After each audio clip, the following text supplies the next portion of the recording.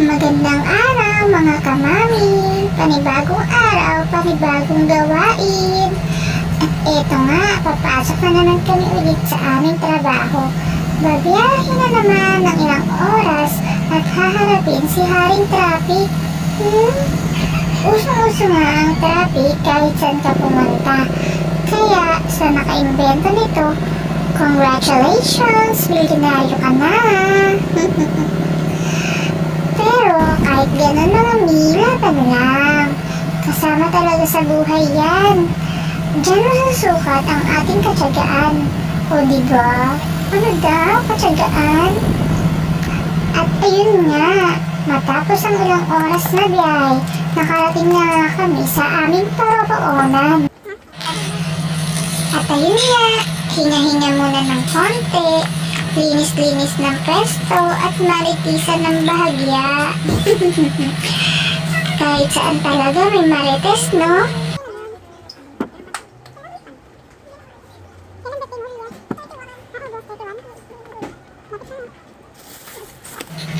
At dahil nga maaga pa para sa itinakdang oras, ayun nga at ako'y mag-aalmusal muna.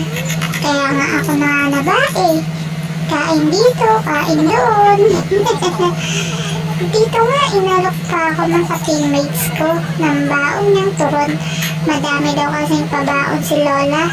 Sana all may pabaon, di ba?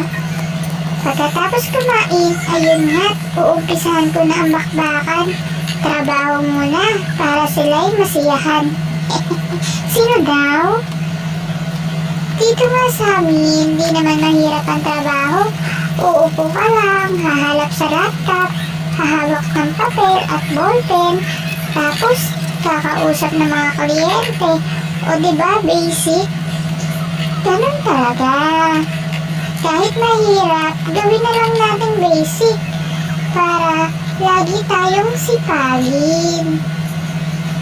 Kahit ano pa man ang trabaho na meron tayo, huwag natin iisipin na hihirapan tayo. Panigurado, magiging magaan ang lahat pag positibo ang laging naiisip mo. Tama ba? At ayun nga, busy na ang inday mami nyo.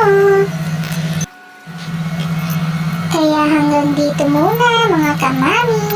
See you on my next vlog. Paalam! Enjoy your day. God bless! Mwah, mwah, mwah.